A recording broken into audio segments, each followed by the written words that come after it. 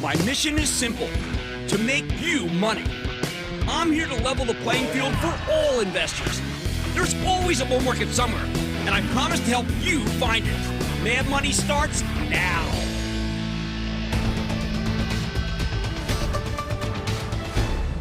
Hey, I'm Cramer. Welcome to Mad Money. Welcome to Cramerica.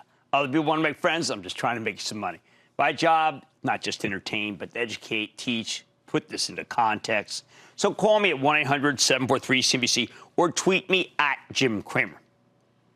Is this whole move up, just fueled by wishful thinking?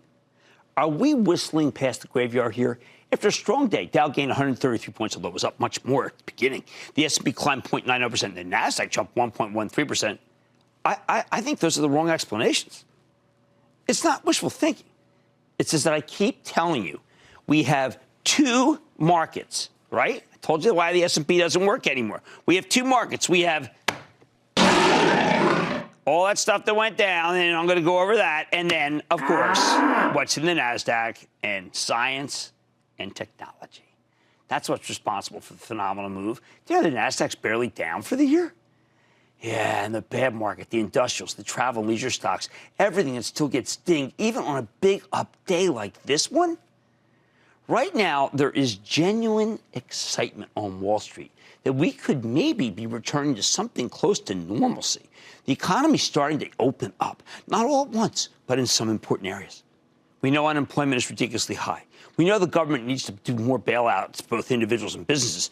But people did get their stimulus checks, and small business has that payroll protection program, so money will flow to small business employees. Consumers have been cooped up, and some of them are willing to go out to eat in the states that will let restaurants open, although it's hard for them to make money in the age of physical distancing. I'll go into more on that later. But that's not what's at stake here. Today, I started hearing some new chatter, and I'm not a believer, but some new chatter, that we might be actually on the same path as China, which was rocky at first, but is now remarkably smooth sailing. We know the Chinese botched the initial response to this virus, although then again, so did we. Regardless of how I feel about China, the fact is their economy is on the right trajectory. After the biggest quarantine in human history, they got COVID under control, and now business is coming back. In some places, it's roaring back.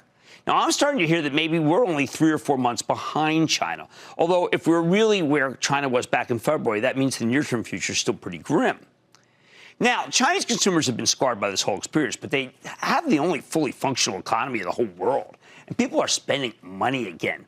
That's the trajectory we want to be on. I know Dr. Anthony Fauci hasn't been making these claims. If anything, he expects a brief lull over the summer before the virus comes back full blast in the fall. Read the National Geographic interview. I'm inclined to believe him. But what do I know? He's brilliant. But if a less smooth China-style rebound is even a possibility, not something I'm necessarily banking on, but a possibility, that's still a big deal. My view. Look, I'm not sanguine about the hardest hit parts of this economy. Even if we officially reopen, restaurants will only be able to operate at a fraction of their capacity. Same for movie theaters, shopping malls, theme parks, as we'll hear from Disney. I doubt that there's a huge backlog of people who want to fly or take cruises. Again, Disney. The stuff that stinks now will probably continue to stink until we get a vaccine. And I think it'll be in a timetable that is longer than what the president says. Hate him or like him. I mean, he's not necessarily the guy who's going to determine or even has the, let's say, the team even that could explain. No one knows when we're going to get a vaccine. We got to stop being so bullish about it. Why? Not because our team isn't the best. It is. The doctors are great. The scientists are great. But it's because the darn thing is so pernicious. It's nefarious, and it's always morphing. But as the country gradually reopens, there are some industries that should do much, much better. For example, do you know that we're having a healthcare recession? This is the first time we've ever had a healthcare recession in my lifetime. Doctors and dentists across the country have had to close their practices, while hospitals focus nearly all their resources on fighting COVID. We'll hear Massimo later. You'll hear more.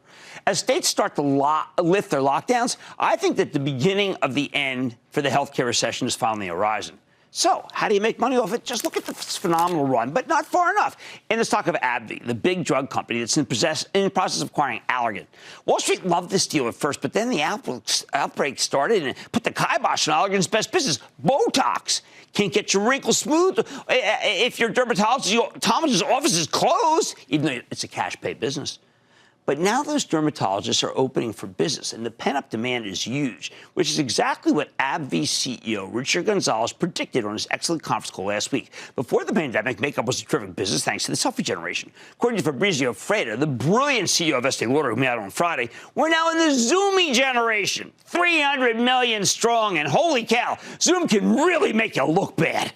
It's not flattering. I emceed the American Brain Foundation's virtual award ceremony last week, where I received the Ambassador Award for migraine advocacy. And I got to tell you, looking at my face on the screen for 2 hours was unnerving, to say the least. Get me to the dermatologist, for heaven's sake. You have no idea how much effort goes into making this face presentable for TV. It's a list this long of people. I'll save you. Fabrizio's dead right. If anything, the Zoom generation demands more than just cosmetics. That's how punishing your portrait can be. That's why a reopened economy would be great news for the medical aesthetics business and fabulous for the stock of AbbVie, especially with its 5.5% yield. Lots of people don't look. They hate the way they look on Zoom. Second, once the lockdown is lifted, you'll finally have a reason to drive somewhere other than the closest grocery store. When you drive, you use gasoline. A couple of weeks ago, I gave you my blessing to buy oil for trade, and they've had a sustained run ever since. You need to be careful with oil now it's moved up, because I think longer term they're not great investments, but I still like Chevron here. Yes, great quarter. They really had a great quarter, I'm not kidding. And a dividend they've got no problem paying. It'll do even better when the economy reopens. But what's really leading this market is the NASDAQ. And right now, the NASDAQ's powered by tech and life science. These groups have been unstoppable for the past couple of days and have been great throughout this pandemic. Tech, okay? We have to be thinking tech and life science. Keep saying those two terms when we're down a lot. Tech turned positive today thanks to the pin action from Skyworks Solutions, the chip maker with major wireless exposure. We've had them on a bunch of times. It just reported an amazing quarter last night. The company's seeing some fantastic strength in wireless infrastructure, the Internet of Things, machine-to-machine, medical, even autos. But the best part, though, was the incredible orders from handset makers worldwide that Skyworks, that rely on Skyworks to power the innards of their 5G phones. CEO Liam Griffin named a long list of customers who are ordering like crazy. And while he's not allowed to mention Apple by name, first rule of the Apple Supply Club is you don't talk about the Apple Supply Club. I got to believe they're a major part of it, hence why Apple rallied nicely. By the way, that was a good quarter. I'm really getting tired of people who they obviously weren't on the same quarter I was. I mean, maybe they were on on the Apple Bank quarter. Remember those guys? Anyway, look, we all love Zoom. But in addition to making us look bad, they've had trouble handling all the new capacity. It results in that kind of herky-jerky thing. You ever see that? You're looking, it's like, it always has your eyes closed. I mean, come on. It freezes at the worst possible times. Here's how I see it. Billions of people had to do that. Across the globe have discovered why we really need 5G. It's because it's just unreliable, and it's unnerving, and it's depressing. Again, this insatiable demand for tech isn't happening despite COVID. It's happening because of COVID. When you work from home, you need a sophisticated setup for your home office, which means buying lots of tech hardware. That means a lot of semis. It means a lot of semi-equipment. Yes, the capital equipment like AMAT, like Lam Research, all without our economy doing much at all. China's driving the bus, and the last 20 tweets, or 7 tweets were more positive about China, or like the last 2 things in the moments ago thing. Meanwhile, there's the other pillar of NASDAQ, science, by which I mean pharma and biotech. Pfizer just started human trials for the COVID trial. How great is Meg Terrell? She was all over that thing like a cheap suit today. I mean, like a white on rice, whatever. Regeneron's got a 2-pronged approach. They're working on a novel antibody cocktail that should be ready for trials in June, along with an off-the-shelf moonshot, a rheumatoid arthritis drug that might be able to alleviate COVID's worst symptoms. I really don't believe in the latter. Sorry, Len Schliffer. Len's fantastic, but the former I've got great hopes for. Remember, we need to beat this virus any way we can, not just with a hope-for but tough-to-make vaccine, but if it gets in you, maybe we can beat it. The thing has got everybody down, as it should. Of course, Regeneron rallied 32 points after it reported for a variety of reasons, surprising strength in drugs, like its new anti-cholesterol drug. Holy cow, the numbers were great. Its old eye care franchise holding up well, as well as extraordinary new anti-cancer pipeline. The pin action for Regeneron caused the whole biotech cohort to run. Away from medical, Wayfair just reported monster set of numbers. Online furniture retailer shows us what's working. What a wake-up call. Guess what it took along with it? It took Amazon, it took Etsy, PayPal, all the other e-commerce stalwarts. Again, though, we have two markets. All the stuff that's working propelled the averages today, but there's a second, much worse market that looks very different. Once again, the banks are barely hanging in there. I don't trust the bank stocks at all. The brick-and-mortar retailers got hit. I trust them not at all. A giant containerboard company, WestRock, hit us with a big dividend cut. Aerospace is awful. Oh, and in-home versus outdoor entertainment, well, let's just put it right there. Activision Blizzard gave us a blockbuster quarter, and its stock is flying after hours. But Disney, suspending its semi-annual dividend. Wow. Bottom line, the part of the market that's working, healthcare, technology, life sciences, e-commerce, doing so well that it obscures the pain in travel, leisure, banking, industrial, retail, restaurant. Those losers are still weighing us down, but on a day like today, it feels like they simply don't matter. How about you go to Giorgio in Illinois, please? Giorgio.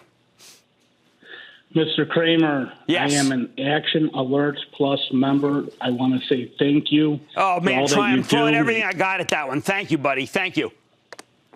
Truly appreciate it. With the focus of work-at-home stocks, this company in February said that it is aiming for profitability by the end of this year. Why hasn't Dropbox had the activity like most? Well, I think because in the end, Dropbox has a powerful adversary in Microsoft. That last quarter I thought was okay, though. I think Dropbox, look, I've been behind Dropbox. I talk about when I'm behind Massimo and behind Chegg, but I've liked Dropbox, and I've been wrong, but it's been wrong because Microsoft's so powerful. But that last quarter was good, and I say hang in. All right, we had two markets, and the strength is what's masking the pain in the other. Remember, the strength is being masked because of a lot of it's because of life science and 5G, because of the Zoom generation. On Mad Money Tech, well, COVID-19, it's okay to laugh for once.